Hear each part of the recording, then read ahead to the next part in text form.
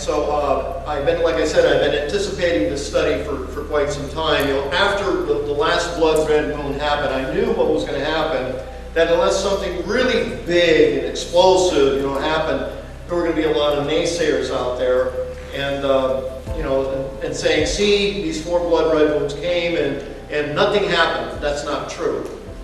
All right, and I'm going to show you that what is happening may not be what many of the naysayers were kind of thinking that other people were saying about it. But the truth of the matter is nobody knows, and it's kind of many times after the fact that you begin to see the 800-pound gorilla in the room that you didn't see before. And that's what I'm going to show you tonight. I'm going to show you some things tonight, and I'm going to give you a scenario, and it's a scenario of what I believe, where we're at, and what I think is going to happen. And I think some of it is pretty significant.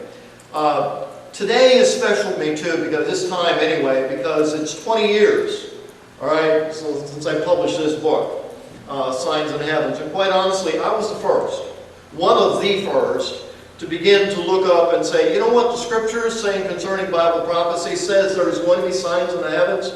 So what would those signs be? And I speculated, and I said many things in the book when I laid out somewhat of a different understanding of the pre-trib rapture in this book.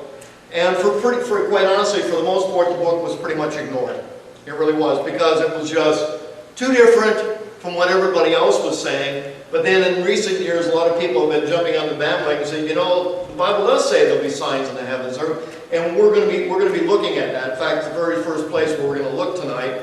Then I'm going to do kind of a review. I'm not going to spend a lot of time, and so I'm going to apologize ahead of time that if I blow through some of this really quickly, I'm sorry. I can't spend a lot of time because I really want to get to the meat of it. But I do have to prepare the table, so to speak.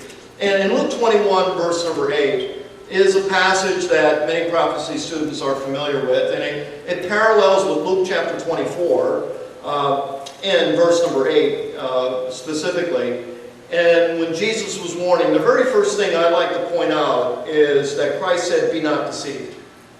And the reason why he said, "Be not deceived," is this is the devil's method of operation. He deceives people. He gets you looking in one direction, thinking another thing, and you don't see what you need to see. He's good at that. And he goes on to say to the disciples in verse number 9, you can see here, that he said that, "But when you shall hear of wars and commotions, be not terrified. These things must come to pass, but the end is not yet. And then nations will rise against nation, kingdom against kingdom, great earthquakes, diverse places, and famines and pestilence." And in Matthew chapter 24, verse number 8, where the same passage is, Matthew includes, "These are the beginning of sorrows." But Luke doesn't say that. Luke doesn't say, he doesn't label these as the beginning of sorrows, which is important because he says, "And fearful sights and great signs there shall be from the heavens." And you see, the reason why I believe that through the inspiration of the Spirit, that Luke did not include in there the description, these are the beginning of sorrows, is because the fearful signs and the great signs in heavens are not the beginning of sorrows, but the birth pangs. That when the signs start taking place, the birth is getting close. And that's what I believe we've been watching. I have been watching for the last 20 years. But one of the things I'm going to tell you tonight, I believe the signs in the heavens are complete. I believe they're complete. And I believe they're pointing to the 800-pound gorilla in the room. And I've kind of seen this, and it keeps coming around to this, and finally I said, "Okay, Lord, I get it. I understand it now." All right, at least that's what I think. And but so we see in this passage, and what I want to point out is the Bible clearly says, in relationship to the coming of Christ, there will be signs in the heavens. It's in your Bible. It's in my Bible. Too many people have chosen to ignore that and mock people that have said, "We're watching." Now, what will those signs be? Now, in the Mayor's Prayer Breakfast, I laid this out, and how this prophecy in Luke chapter 21, verse number 20, lays out how Jerusalem will be compassed about by many armies, and Judea, and they'll flee to the mountains and all that. And that was fulfilled in 70 AD. And in the last part of that passage, verse 24, we find, And they shall fall by the edge of the sword, and they shall be led away captive unto all nations. And Jerusalem shall be trodden down of the Gentiles until the times of the Gentiles be fulfilled. Well, we know that this time is coming to a conclusion because the nation of Israel is a nation again. And the fact that Israel is a nation again is a miracle of miracles. It's the one that you better not ignore, and it's a very significant event. In fact, on the 15th of November, we're going to be showing a movie here, The Miracle of. It's really a fantastic video. At the end of it, we'll be talking about the temple. I'll be talking a little bit about the building of the third temple and some things we're doing with the Peace Coin Foundation here at Faith Baptist Church. So this prophecy was out there, and so what we see then in verse 24 as we look at this, and they shall fall by the edge of the sword, be led away captive of all nations, and Jerusalem shall be trodden down of the Gentiles until the times of the Gentiles be fulfilled. What's interesting about these blood-red moons is that in 1949 and 1950, around the time that Israel was taking back and being a nation again, there were 4 tetrablood red moons. And also in 1967 and 68, when Jerusalem fell back into the hands of the Jews, there were 4 more tetrablood red moons on the feast of the Jews. And so we look back at that and say, well, this happened and that happened. And now in 2014 and 2015, we saw another 4 tetrablood red moons falling on the feast. That's what makes them unique. Tetrablood red moons in themselves are not unique, but falling on the feast of the Jews is very unique and very, very rare, all right, as they line up with that. So, but verse 25, after that, says, there shall be signs in the sun, the moon, and the stars. And there's a gap between those two. And so, ultimately, we see that going back to Luke 21, the beginning part of that, the Lord said there'll be signs. So, with the coming back of Israel as a nation, and the fact that we've been seeing signs in the sun, and the moon, and the stars, tells us that together all these things are pointing to the fact that we believe we're in the season of His coming. Very interestingly here, the word stars literally means constellations. That there'll be signs in the constellations. And it goes on to talk about sea waves roaring, men's hearts failing for fear of those things which are coming upon the earth. It is my belief that we are in the context of this passage. That we are watching fear levels rise on the earth, and great things are coming, and fearful things are coming. And but the things that we have been watching were warning signs. They weren't judgments. The things that I have been watching in the heavens and the constellations seem to be pointing to some scripture, and that God was calling our attention to these. And I'm going to share that with you in a little bit. And so ultimately, this will culminate with the coming of the Lord Jesus Christ. Because He says at the end of this, look up, because lift up your heads, for your redemption draws nigh.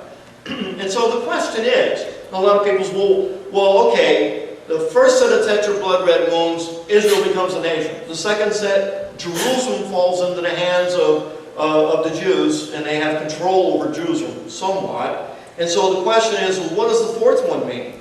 And now that we have the fourth one here, what I believe ultimately we're going to see is the building of the third temple. And indeed, there is a lot happening in that area. The problems in the Middle East right now, what the troubles are having, are directly focused in on the Temple Mount. Why? Because it's time. And I have a lot to say about that. I'm not going to say it tonight, but there's a lot to say about the Temple Mount and what is happening there, and everybody that has something to say. But here's the bottom line. The Word of God says the temple must be built. The temple will be built. And God helps anyone who gets in the way of that. All right, that's my warning and to everybody. Recently, I had an opportunity to visit at a synagogue and hear someone speak and stuff. And I had an opportunity to share with a lot of Jewish people the peace coin. The peace coin is something that we've minted, and we're telling the story.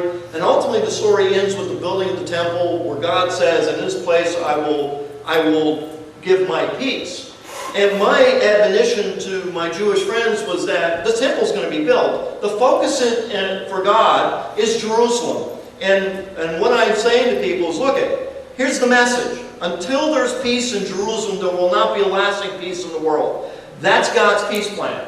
And that's something that we're propagating here at Faith Baptist Church and trying to educate the church and the world concerning that, but also to warn the world. Look, you can stand against but you do it to your own peril and to the lack of peace in the world. We've even said, I'm working with a fellow from Australia, Richard Gelly, and he has actually sent in a proposed treaty with the Peace Coin Foundation attached to it, suggesting that this is the solution for the Middle East, which basically lays out that the Temple Mount needs to be a separate sovereign entity for the building of the temple and for worship of all peoples from all nations. And so that's what I believe that these 4 blood red moons ultimately will point to and lead to.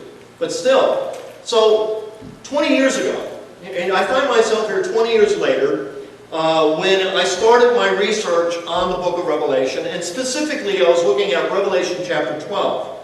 And I noticed something in there, in the description, having an amateur astronomer's background. I saw some things in there that was never explained before to me, and so I began to research it and look at it.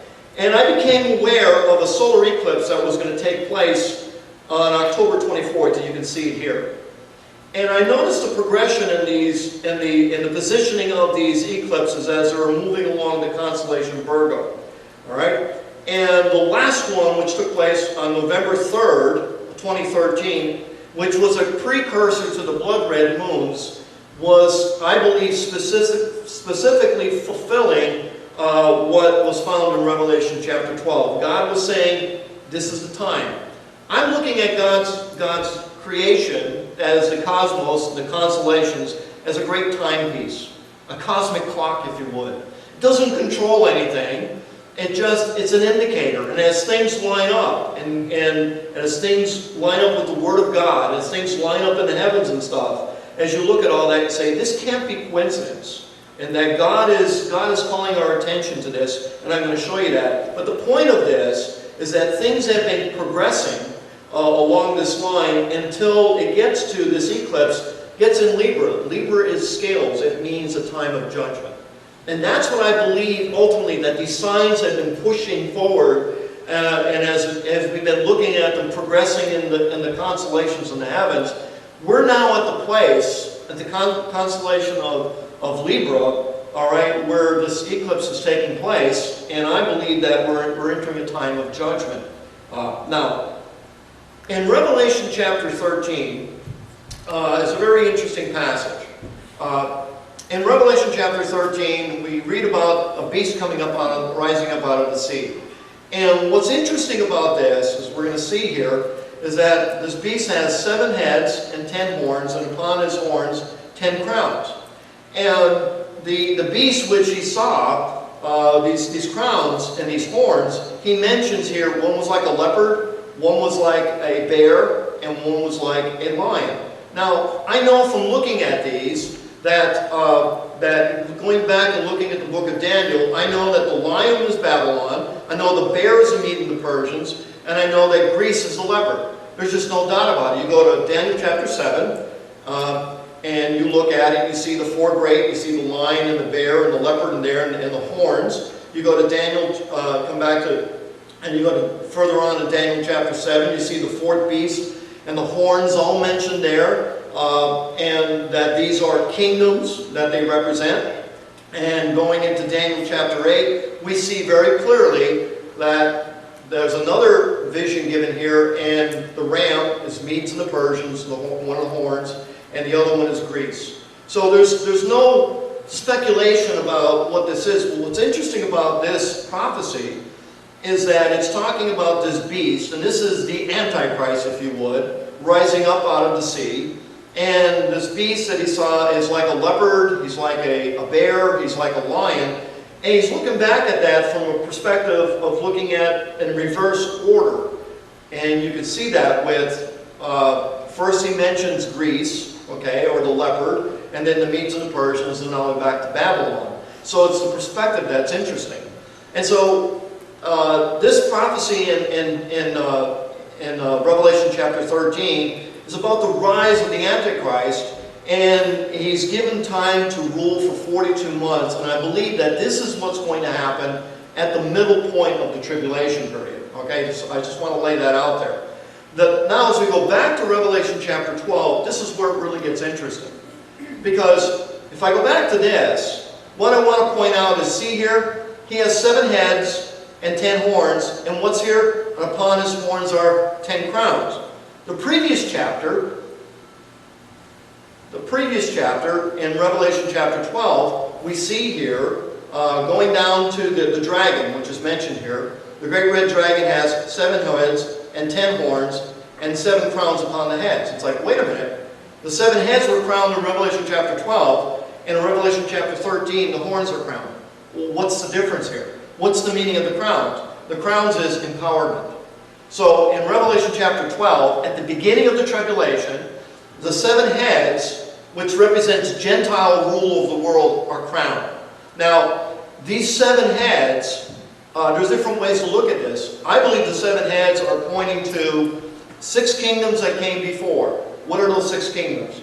Egypt, Babylon, Medes and Persians, Greece, and out of Greece comes the Assyrian Empire where Antiochus Epiphanes came out, and then Rome. And Rome was the 6th. And a little bit later in Revelation chapter 17, John is given a riddle, and in that riddle we find out that 5 are fallen, 1 is, one yet remains, which is the 7th, and an 8th is coming, which is also the 7th. So in that riddle we find out that these seven heads represent 7 world-dominating kingdoms. Egypt, Babylon, Medes and Persians, Greece, Assyria, Rome. And we're living in the Roman Empire. In the book of Daniel, chapter 7 and chapter 8, we read about this 4th beast, which is the Roman Empire, in Daniel's dream. And he looks at this and says it devours and breaks in pieces, right? And it consumes the whole world. And democracy and Roman-type government has spread out. And the Western world dominates. The Western culture dominates the world. That's why we have first world, second world, and third world countries. But we're at a place right now, all that is changing. But in this particular prophecy, I want to go through this because I've seen something in here that I didn't see before. And I want to share this with you. Now, as you look at this, let me do this first. This is what's being described, all right? And when I was working on this passage 20 years ago, actually more than 20 years ago, I published a book in '95. When I was working on this passage, and I was also working on some astronomy work at a solar eclipse that was coming up, and I turned on my computer program, and I turned on the constellations, which is where I got this from, and I looked at this eclipse that was going to take place on October 24th, 1995, and I said, that's Revelation chapter 12. The dragon is standing before the woman is Virgo, and the dragon is standing before the woman. And so I said, John is describing a constellation. So now here's the $6 million question. What does it mean? Right? And I've been working on that and struggling with that for 20 years. I've been praying over it, I've been studying it, I've been watching, and I've been thinking about it. And I think I finally cracked the last piece of the code. And I want to share that with you tonight. And I think it's pretty significant. But let's go back, all right? And we're going to focus in on the 12 stars. On this. What do the 12 stars represent? And if you go back to the book of Genesis, we know that Joseph had a dream, and the stars and the sun and moon were bowing to him and all that, and people will try to read that into this. But I say, the woman is definitely Israel.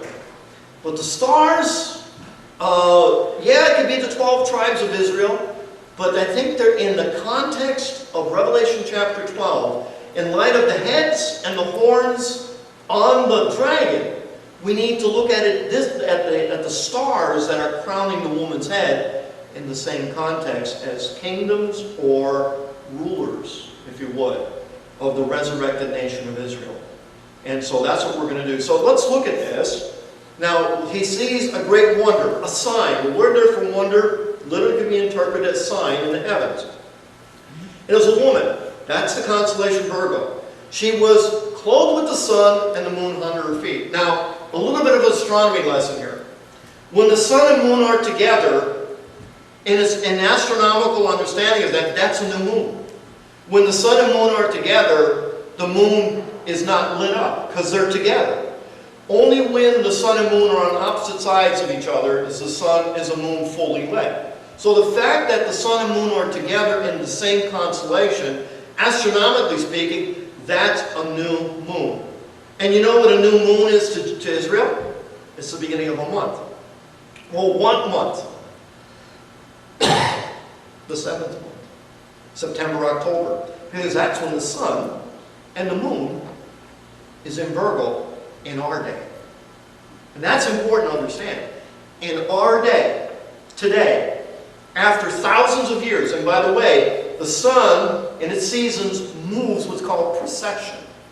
But in our day, the sun is in Virgo during the 7th month of the Jews. So what I believe, one of the things I believe that John is pointing to, and what the Lord is pointing to us, and the sign he's giving, he's saying, the woman who's with child, a birth is going to be given in some 7th month of some year. But it's when the sun and moon are at her feet specifically. Now, the other thing I noticed about this, Pedro, give me a glass of water. I'm getting some dry throat here. Is that there was a terminology that goes on here, and she's being with child, see that? Travailing in birth and pain to be delivered. And there appeared another wonder in heaven, a great red dragon having 7 heads and 10 horns, and the crowns upon the heads. And his tail drew a third part of the stars, and cast him to the earth. And the dragon stood before the woman, which was ready to be devoured, ready to be delivered, to devour her child as soon as it was born. And she brings forth a man-child, which is different from the child, who was to rule all nations with a rod of iron. And her child was caught up to God and to the throne. And the woman fled into the wilderness, and she is a place prepared of God that they should feed her for 1,260 days. That's 3.5 years. So as we look at this and say, okay, so what is this? What is this imagery? What is it talking about? I believe it's talking about the end of days, when Israel is going to be in pain to be delivered. Is Israel in pain? Is Israel looking for its Messiah? All right? It definitely is. And the Bible prophesies that its Messiah will come, thank you, at a time of trouble. And so the idea of Israel being with child is talking about Jacob's trouble, the Messiah, and all that. But I believe also in here is that the child being differentiated from the man-child is a reference to the church. Because I believe that the church is the offspring of Israel. The first believers were Jews. And that Israel is the mother, the church, the Gentile church, is the offspring of the woman Israel. And one of the things that leads me to believe that is this word right here, kata. In the Greek, that word is arpazo. And I know this for a fact. Jesus was not raptured to the throne of God. He lambanoed, he raised up. He wasn't suddenly snatched away. All right? And so it says here, in the differentiation in the Greek, the words man-child are the words uio arson, all right? Differentiated from the word tekon, which is where we get the word child. And the other thing that I know for a fact is that John never uses tekon to refer to Jesus, but he does use the word child, tekon, to refer to the church in 1 John. And so the fact here is that the child is being raptured. Where? To the throne of God. And I believe this is a significant one-text passage that proves a pre-trib rapture. But that's something else for another day. That's one of the things I argue in my book. And so these 7 heads, though, and these 10 horns, I'm looking at this, and I know, and others know, and many will agree, these 7 heads represent kingdoms, or rulers. And the fact that these 7 heads are crowned means that in the first half of the tribulation, the first 3.5 years, these Gentile nations, these Gentile rulers, these kingdoms, maybe it's the G7. I don't know, but it's a Gentile rule that will go into the first half of the tribulation period, still maintaining rule, but the Antichrist is going to come to power after an event, and we'll talk about that. But somewhere along the way, 3.5 years in, there's a transition to the 10 horns. And those 10 horns, I believe, have a lot to do with the Islamic Caliphate. All right? So here's the point I want to make, though. The one point I want to make, if the 7 heads and the 10 horns are crowned represent leadership, or kings or kingdoms, then the stars on the woman have to be the same thing. They represent kingdoms or kings, or in the case of Israel, prime ministers. And so I had this thought. I said, okay, there's 12 stars. So, question. How many prime ministers have there been in the history of Israel since the day it was reborn? Anybody know? All right. Here they are. Right now, if you count them, in the times they held office, you would count more than 12. But if you only count them one time, as we do the presidents, because they hold two separate offices, and in fact, if you count the number, in fact, this is what I pulled down from the website, the total number of prime ministers is 12. And here they are. This one we don't count because he was an interim, he wasn't elected, so we don't count that one. That's why I put an X across it. Okay, David Ben-Gurion was number 1. Okay, number 2 was this Moshe Sharet. Number 3 was Levi Eshkol. Number 4 was Gola Meir. Number 5 was Yitzhak Rabin. All right. Menachem Begin was number 6. Yitzhak Shamir was number 7. Shimon Peres was number 8. Number 9 was Benjamin Netanyahu. Number 10 was Ehud Barak. Number 11 was Ariel Sharon. And number 12 was Ehud Omar. Now, Benjamin Netanyahu was number 9. He's also the latest prime minister. But in total, there was only 12. And so one of the things that tells me then, if the stars represent and is telling us that there's going to be 12 heads of state in the reborn nation of Israel, who's the 13th? I think it's the Antichrist. That's what I believe. And so I believe that Benjamin Netanyahu is the last prime minister of the state of Israel, if my understanding of this prophecy is right. And I believe that the conclusion is warranted because of what the heads on the dragon represent. And the dragon represents quite clearly world kingdoms. World-dominating kingdoms. And is Israel distinct from those world-dominating kingdoms? Yeah, they are. They are totally distinct. Just look at the way the UN treats Israel. How many here have seen Benjamin Netanyahu's speech in the UN? That was a historic speech. And one of the things that he brought up was that, why is it that Assad can kill over 200,000 of his people and have one sanction only mentioned against him, but Israel has 20? There is definitely a bias against the nation of Israel in the United Nations, and I believe the United Nations is the 800-pound gorilla in the room. So as we look at this then, the 12 stars on the head of the woman in Revelation 12 represents these 12 prime ministers. The 7 heads on the dragon represents Egypt, Babylon, Persia, Greece, Assyria, Rome, and number 7 is going to be the Antichrist, according to Revelation chapter 17. We know that. Or the G7 nations, many would want to say, well, that right now the 7 heads are the G7 nations. That could be a possibility as well. But the bottom line is, the heads represent Gentile rule. Remember back in Luke 21? Until the times of the Gentiles is being fulfilled. And so what we as Christians are looking for, I'm looking for a city whose builder and maker is God. I'm looking for the kingdom of heaven.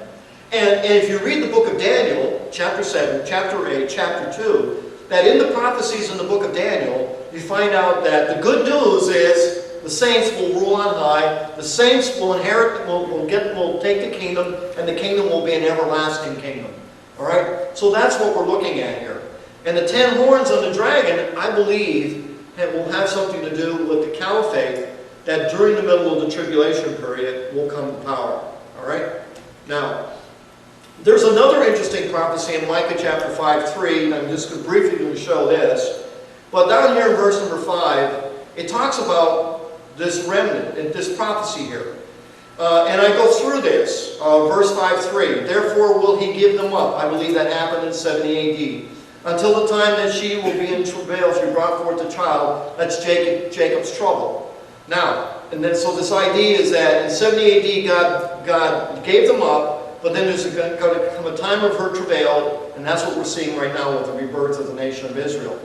Then a remnant of his brethren shall return unto the children of Israel. That's 1948 that took place.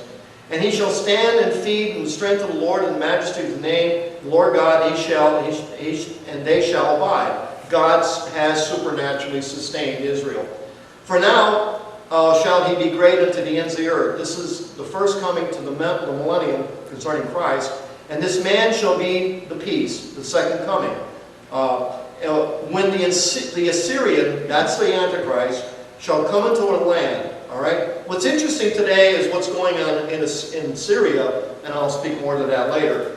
And when he shall tread in our palaces, right, and then shall we arise against him 7 shepherds and 8 principal men. And so as I looked at this, this is a prophecy which basically describes what's going on in Israel today. That today Israel is surrounded, and the devil's trying to destroy Israel. But God says, I'm going to raise up 7 shepherds and 8 principal men in total. And so what I did was,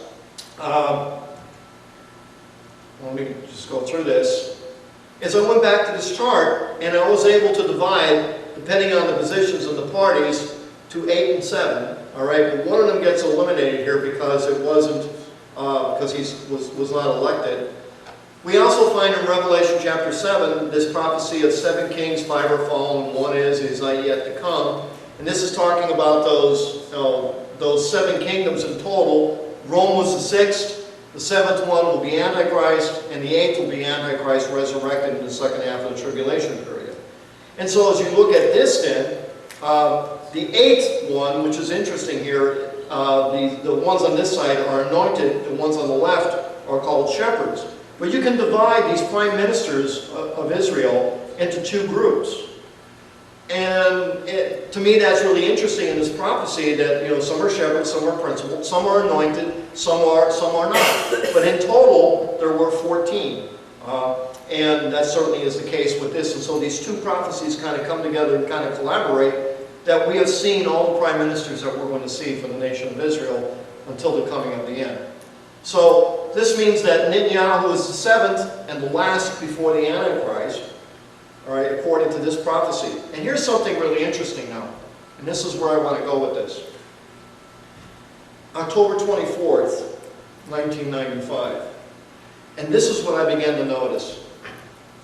On October 24th, and this I noticed after I wrote my book. You won't find this in my book, because I didn't realize this until after the fact.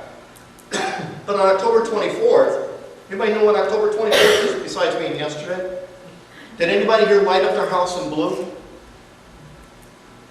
It was the birthday of the UN. The United Nations was formed on October 24th. And on October 24th, 1995, Boutros Ghali stands up and says, today the world has entered a new era. And I looked at that and I thought, holy cow. Is God calling my attention to the UN and what's going on there? And of course at that time, terrorism was really on the rise. And in 1995, 10 days after that, Rabin was assassinated. And that really turned things upside down and inside out. Truth of the matter is that Israel, since 1948, has been fighting for its independence. It really doesn't happen yet. It's still fighting for that. So the point I want to make here is that on October 24th, 20 years ago, there was a sign in heaven exactly on the 50th anniversary of the United Nations. Fast forward 20 years, on the very last day of the blood red moon, on September 28th, the last sign in the heaven that I was watching, on that very day, President Barack Obama steps into the pulpit of the UN and makes a historic speech as well, and announces to the world, well actually what was taken before that is Agenda 2030. Now, Agenda 2030 to me is really interesting. And I think, is it just accident that this last blood red moon is taking place, this last warning sign, and at that very time, and this is ending, on Yom Kippur and the Feast of Tabernacles, that there's also something very significant taking place with the United Nations. I don't think it's just coincidence. I think the United Nations is the 800-pound gorilla in the room. So in looking at these, let me get back past this. We've been watching these 4 lunar eclipses, and if you watch them, I noticed how they moved around the world. right? And I have some maps here that shows. This is the April 15th. The dark red represents those that would see it really well. And of course, here in North America, we were able to see that. But you notice how this moves around the world, as the eclipse takes place. Until finally, the last one is in Israel. And so the point of it is that these blood red moons, the entire world got to see at least one of them. But the last one was a super blood red moon. It was in Israel during the Feast of Tabernacles. And on that day, the UN is meeting. President Barack Obama stands up. They introduced Agenda 2030. And Agenda 2030 is very significant. Agenda 2030 is Agenda 21 with a new face. But Agenda 21 were 21 principles which they would like to implement. Agenda 2030 are 17 principles which must be implemented. And no one will be left behind. And of course, at the heart of that, we know that climate change. And so I'm beginning to see that the UN indeed is a principal figure that we need to be watching concerning end times. Now, as I was looking at all this stuff, I noticed, and I laid out that these circles represent these two solar eclipses. They're kind of like bookends, and these happened in the constellation Virgo. This one was more under the feet than this one was, and this one was leaning into the judgment sign of Libra. And then after that, we had these 4 blood red moons taking place. And then when this last one was taking place, on the 25th, just before that, the Pope comes in and he's signing on to the New World Order, and he signs on to climate change and all this stuff. And of course, they're all happy. The world's agenda is all happy about that. And the UN Agenda 2030 is announced. And it was actually the first time I heard about it. And on October 24th was the 70th year celebration for the UN. And I got to thinking about that. Why are they making such a big deal out of the 70th? Isn't it usually the 75th that's usually celebrated? I mean the 50th and then the 75th? Why are they making such a big deal out of the 70th? Why is that? And because I would suspect that it'd be the 75th and then the 100th, right? Because they made a big deal on the 50th. There's something else going on. They know this is a game changer. And one of the things I heard President Barack Obama say in one of his speeches at the UN really turned my head. When he talked, how passionately he talked about Agenda 2030 and helping the poor and all that, and that's all wonderful, but he is totally behind this agenda and its implementation as long as he is president. And then he said something else, even after I am president. And if you think Barack Obama is going to go off the scene after he finishes being president, you better think again. This guy is going on the world stage. And if you think some of the changes he's made were significant, if he becomes part of the UN, mark it on your calendar, right?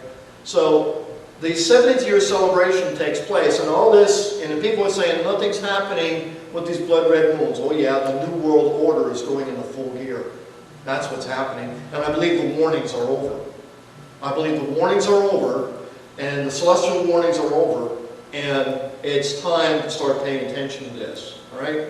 So, this 20 years of signs in the heavens and the warnings, for me, I believe it's over. I believe the signs in the heavens have been completed, and we're at that place, and what we're seeing now is the unfolding and the fulfillment of things. So the United Nations works for the entire human family of 7 billion people and cares for the earth, our one and only home. And at the very heart of the agenda is environmental and climate change. And I know it's a hoax. I know beyond a shadow of a doubt it's a hoax. If you don't, see me afterwards and I'll prove it to you. But it's a hoax. But they didn't pick the year 2030 by accident. I want to show you why they picked the year 2030. Right? So here on the UN Day, the world turns blue. That's why I asked you if you lit your house up running in blue. Because I have a video, in fact it's up on the internet, of all these places all over the world that turn blue and celebrating the United Nations. Right? And so it was a worldwide event. It's called, and there was an art installation, and I'll show you that here. It was called The Enlightened Universe, and there it is right there. It was built by a Spanish artist, and he put this, and it's out in front of the UN, and it's they're the enlightened ones. Of course, somebody who believes in the Bible, the Word of God, you're not enlightened.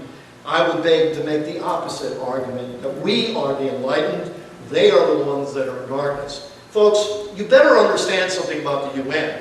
What they're trying to do is set up a world order without God. That will never work. I know it won't work. But that's what it is. It's a godless world empire, and the New World Order, Agenda 2030, and all of that is straight out of the prophecies. And as far as the Antichrist, they are setting the stage perfectly for the Antichrist. They are anti-Israel. They are anti-Christian as well, biblical Christian. And so they're not enlightened at all. They don't see what's going on. And so we, the enlightened ones, need to enlighten them. This is just some pictures of some of the buildings that were lit up yesterday all over the world, bridges and everything else, and celebrating the 70th anniversary of the United Nations and supporting, of course, its agenda. And at the UN, of course, the Pope just happened to come. You know, the Pope speaking on climate change at the UN and giving his affirmation for that, and other things as well. I notice he never mentioned Planned Parenthood. He meets with President Barack Obama. He speaks at the UN. Obama speaks at the UN. These are significant speeches at the UN. Now, here's his commandments for the environment, right? Some things aren't coming up here. I don't know why that's not coming up. Anyway, there's supposed to be some headings on that, and I don't know why they're not coming up, but they're disappearing. But just looking at these real quick at some of the things he says. What kind of world do we want to leave to those who come after us, or children growing up? We know that technology based on the use of high polluting fuels, so he's talking about the pollution, touch the hearts of those who look only to gain, and he's talking about the poor, nothing wrong with that. Many specialists agree they need to prioritize public transportation. So take the bus is one of his commandments. We are not God. The earth was here before us, and it has been given to us. These are things put out by the Pope. True wisdom is not acquired by more accumulation of data. So, and that using the cell phone is kind of a sort of mental pollution. Real relationships now tend to be replaced by a type of internet communication, so he's concerned about that. Choose to eliminate relationships at a whim. Environmental responsibility, he speaks to that again. And the nobility and the duty to the care for the creation.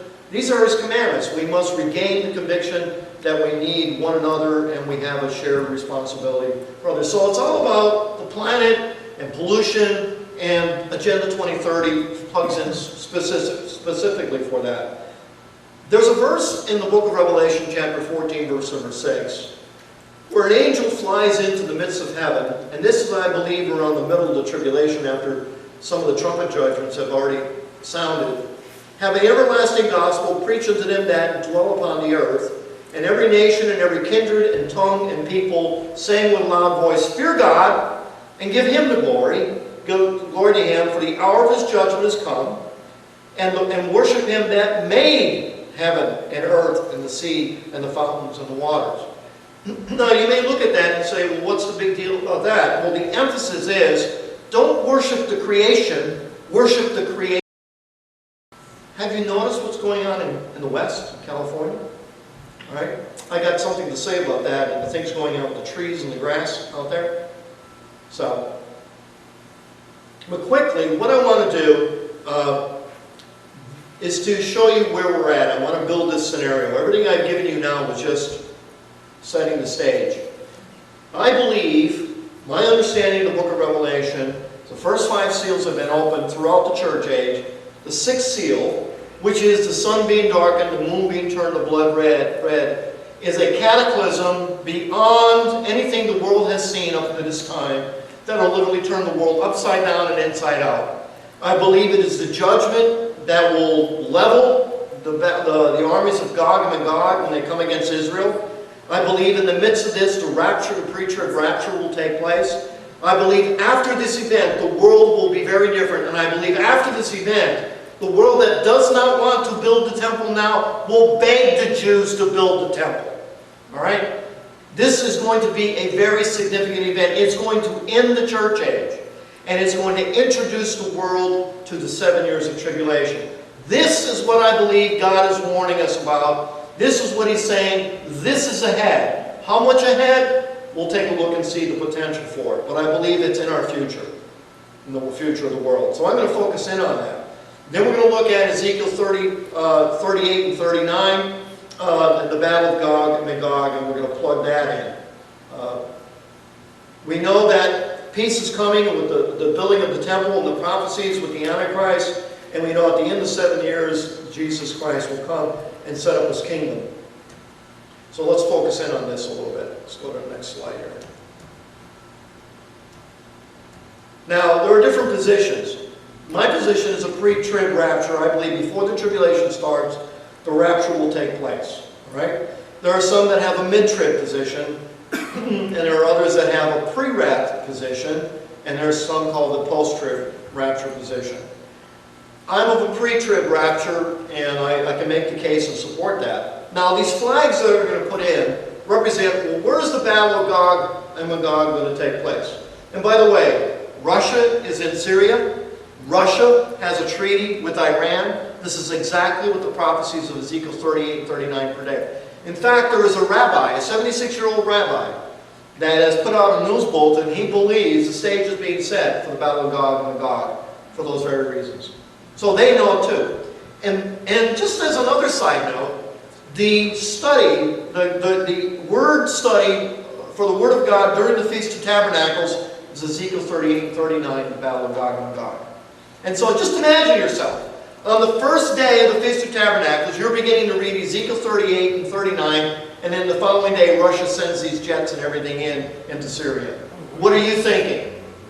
Right? Exactly what God wants you to be thinking. You're aware. And that's the purpose of the tabernacles and the feasts. God is going to coordinate events with the feast and the teachings of the feast because He wants the Jews to see this. And let me tell you this.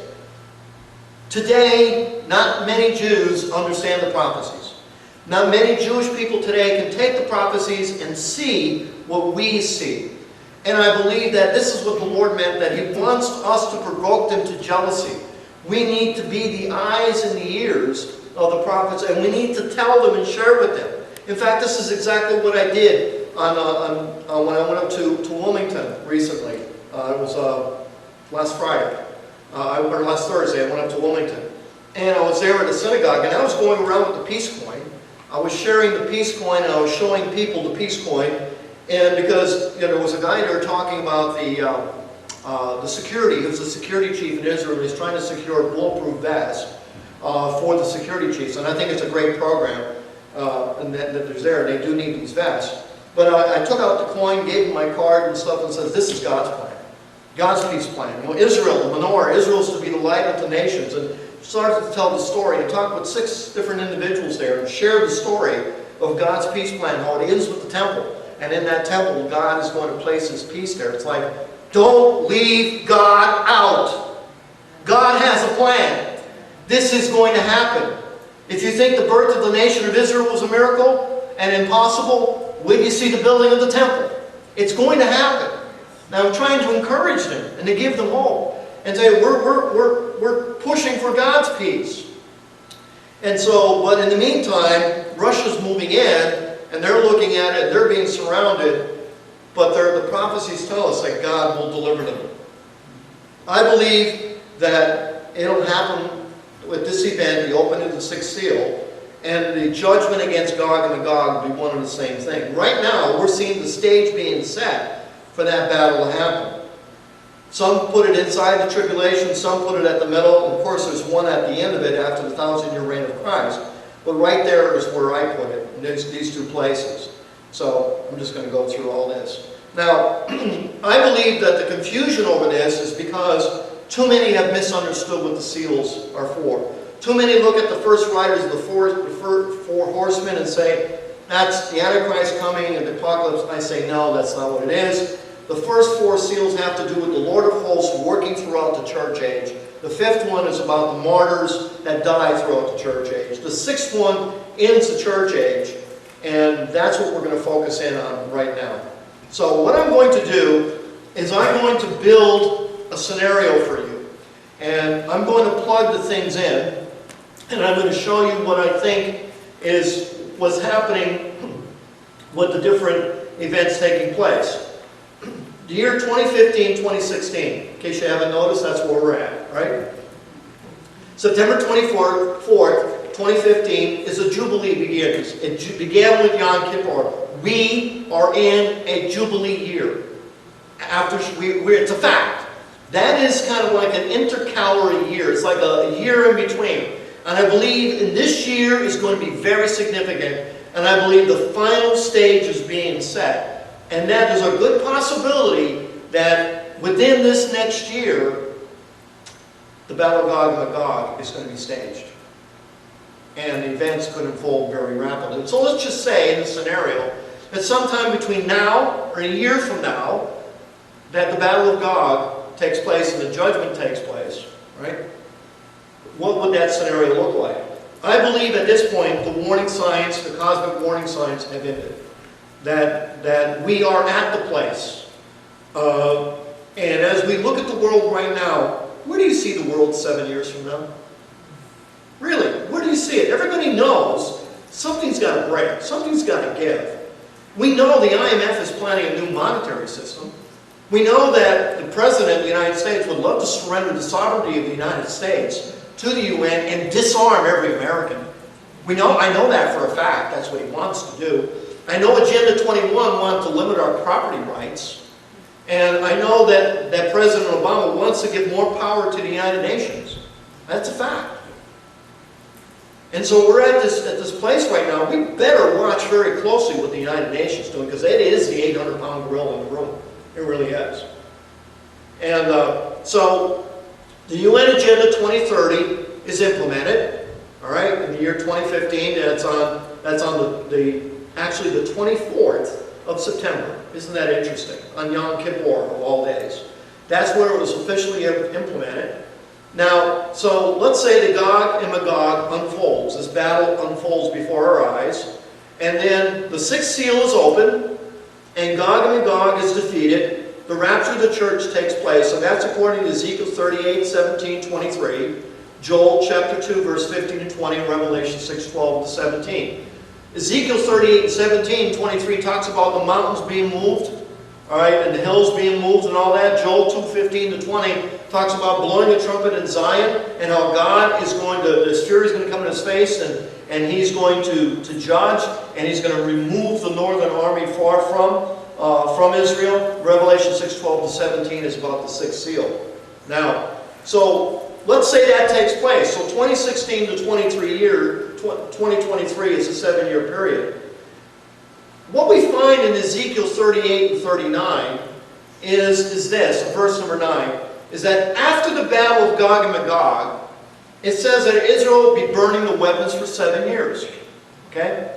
So if the battle of Gog and Magog takes place before the tribulation starts, you have to allow for these 7 years. And this is where a lot of people, kind of surmise and say, well, what's going to unfold? So this triangle that's here represents that 7-year period that could take place. Now, after the battle of Gog and Magog takes place, the enlightened world is going to think they survived Armageddon. Now remember, we're gone. The church has been raptured. The world has been turned upside down. Fire has fallen from heaven. Right? Every mountain, an island is moved out of its place. There's a great shaking in the land of Israel. The world is a very different place. We've all seen movies of the rapture, and the rapture takes place, and the world is left as it is in this pristine condition, and it just continues on normally. I do not believe that is the way it's going to happen. I believe when the graves are opened up, and a great earthquake takes place, the world is literally be turned upside down and inside out. And out of that chaos, guess who rides to the rescue of planet Earth? The Antichrist. He's got the plan. And of course, the UN is part of that. An Agenda 2030, right? They have this 15-year plan. And so they're going to ride to the rescue. The men on the blue helmets, they're going to ride in and save everyone. And the leader of that, watch out. Watch out. All right? So that's where the stage is set. So the world is going to think, hey, we survived Armageddon. So the Antichrist rises out of it, because that's the only battle the world knows. They don't know about the battle of Gog and Magog.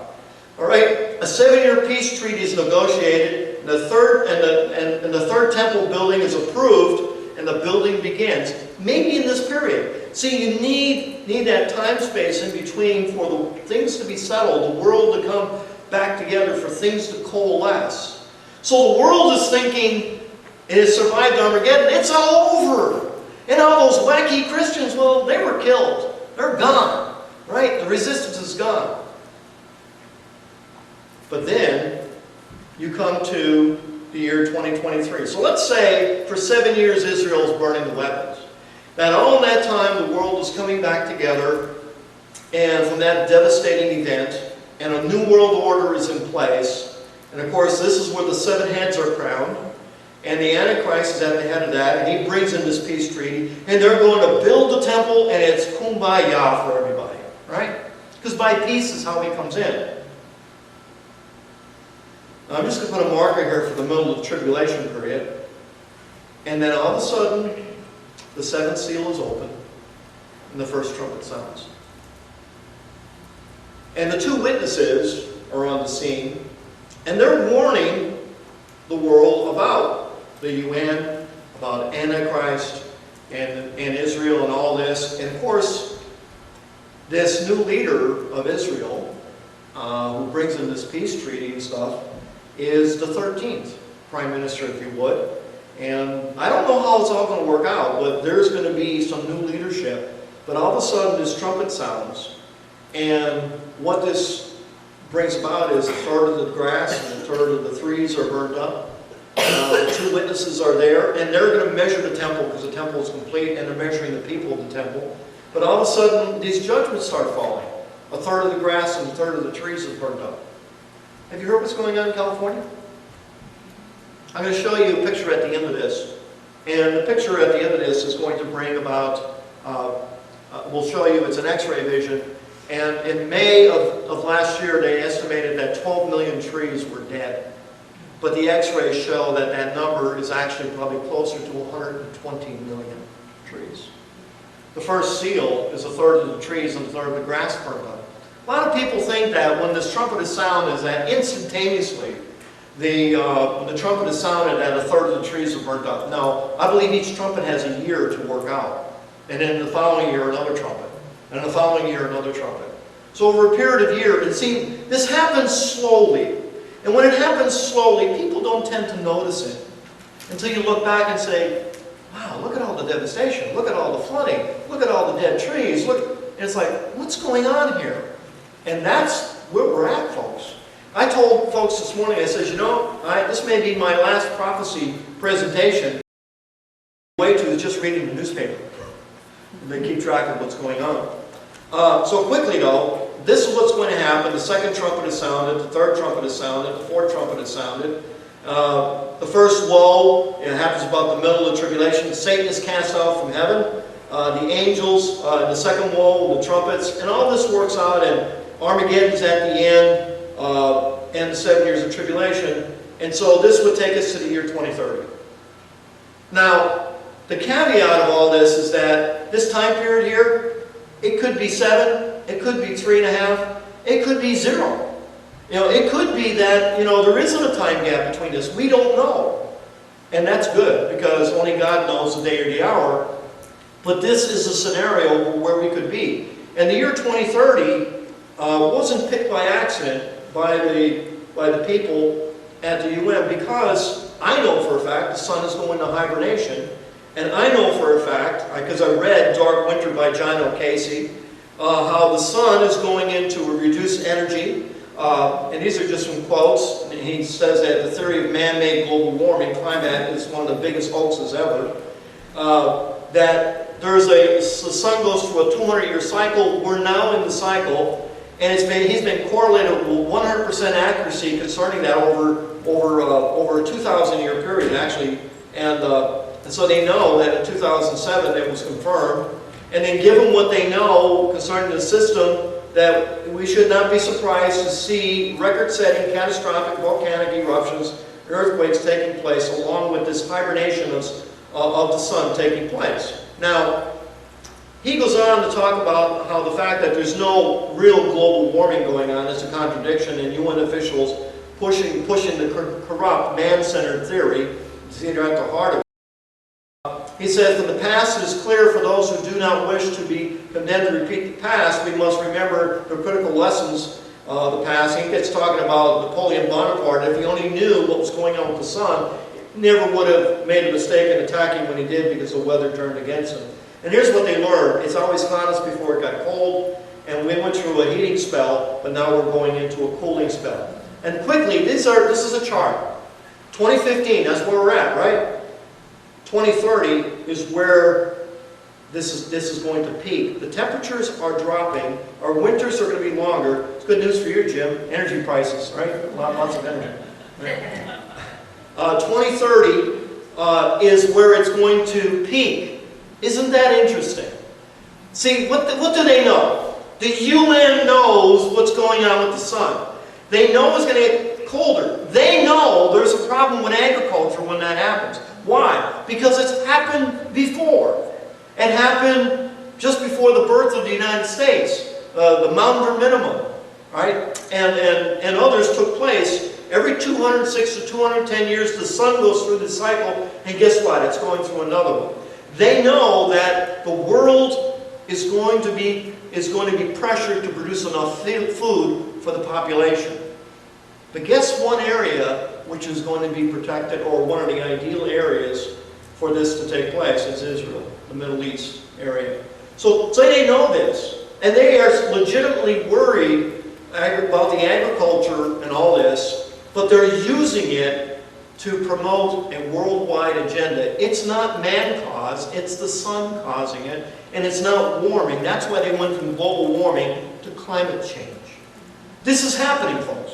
This is real. The sun is in hibernation, and the winters are going to get colder and they're going to get longer.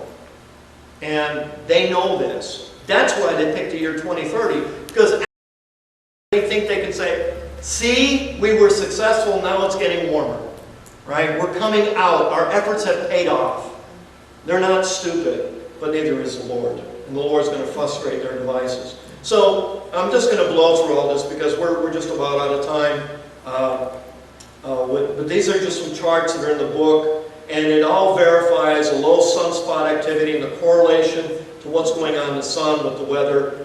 This is just the actual cycles you can see here. Each one of these peaks represents a peak in the solar cycle, and we can see it's 11. Each one of these is an 11-year cycle, and the trend has been downward.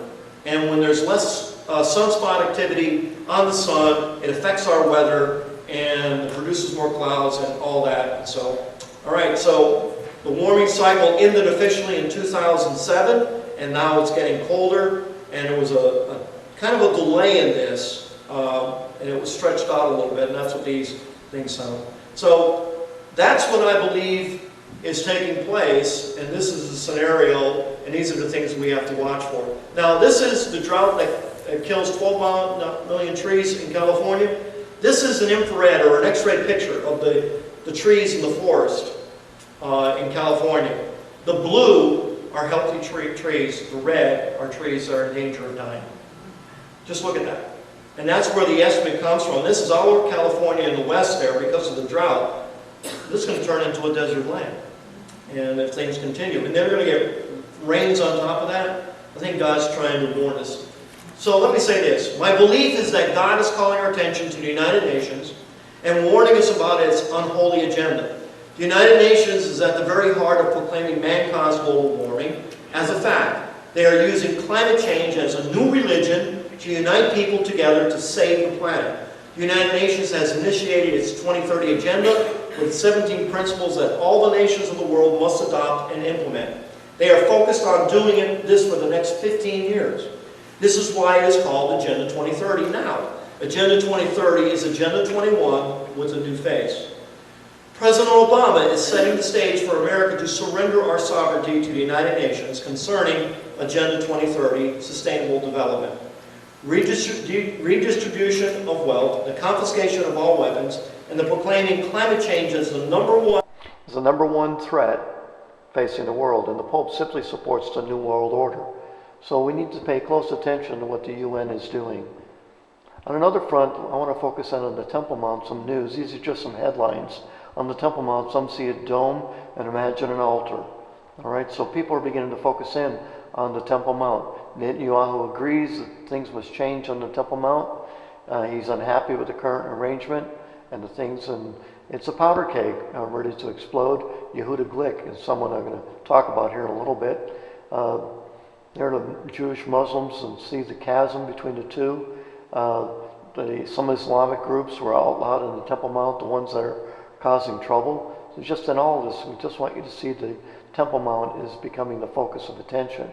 The courts must accept harsher measures for stone throwers. Of course, we know now how this has exploded.